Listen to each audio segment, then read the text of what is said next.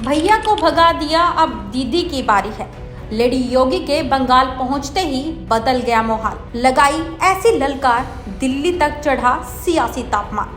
ममता के नेताओं की उड़ी नींद। ममता सरकार को उखाड़ने का लिया लेडी योगी ने संकल्प। दिखाया चुनावी मैदान में दम। बीजेपी का दिखा ऐसा चक्रव्यूह, विरोधियों को सताने लगा अभी से चुनावी मैदान में डर। भैया को भगाया, अब दीदी की बारी है। जैसे ही लेडी योगी का ये बयान आया, सोशल मीडिया पर तूफान सा आ गया, क्योंकि बंगाल के रण में ना सिर्फ मैडम सीएम यानी रेखा गुप्ता ने दहाड़ लगाई है, बल्कि योगी स्टाइल में जिस तरह से ममता बनर्जी पर तीखा वार किया है, उसने सबको हैरान कर दिया। सोशल मीडिया पर तो रेखा गुप्ता के वीडियो ने धूम मचाकर रख दिया है। बता दें, क्योंकि विरोधियों ने सोचा भी नहीं होगा कि रेखा गुप्ता ने मैदान में उतरते ही ममता सरकार के खिलाफ मोर्चा खोल दिया और ऐसा बयान दिया जिसकी चर्चा बंगाल से लेकर दिल्ली तक हो रही है। आखिर उन्हें क्यों लेडी योगी बंगाल की सियासत में कहा जा रहा है, चलिए आपको सब बताते हैं। दरअसल जैसे जैसे वोटिंग का वक्त करीब आ रहा है, वैसे वैसे ममता बनर्जी समेत उनके करीबियों की धड़कनें तेज हो गई है, क्योंकि चुनावी मैदान में जब कोई नेता सिर्फ भाषण नहीं बल्कि चुनौती देता है, तब सियासत का तापमान अपने आप बढ़ जाता है। और बंगाल के रण में इस बार कुछ ऐसा ही हुआ, जब दिल्ली से आई मुख्यमंत्री रेखा गुप्ता ने मंच संभाला और एक ऐसी हुंकार भरी जिसने पूरा माहौल को हिला के रख दिया। ममता बनर्जी सरकार पर सीधा हमला बोल दिया और बीजेपी कार्यकर्ताओं में जबरदस्त जोश भर दिया। बता दें कि खड़गपुर की सड़कों पर निकली इस रैली में भीड़ सिर्फ देखने नहीं बल्कि सुनने आई थी।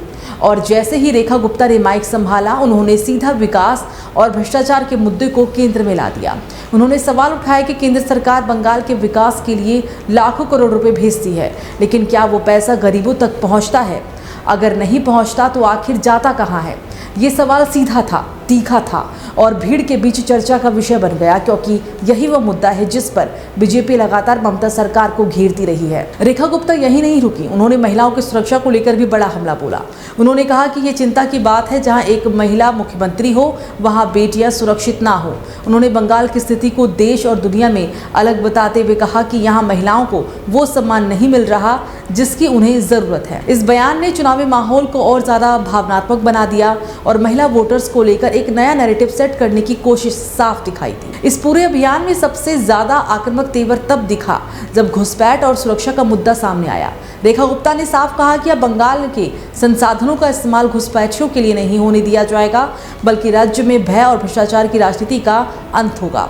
उन्होंने ये भी संकेत दिया कि अगर बीजेपी की सरकार बनती है तो कानून व्यवस्था को लेकर सख्त फैसले लिए जाएंगे। रैली में मौजूद शुभेंदु अधिकारी ने भी इस माहौल को और गर्म कर दिया। उन्होंने दावा किया कि पूरे बंगाल में बदलाव की लहर है और दार्जिलिंग से लेकर काकद्वीप तक जनता अब परिवर्तन चाहती है।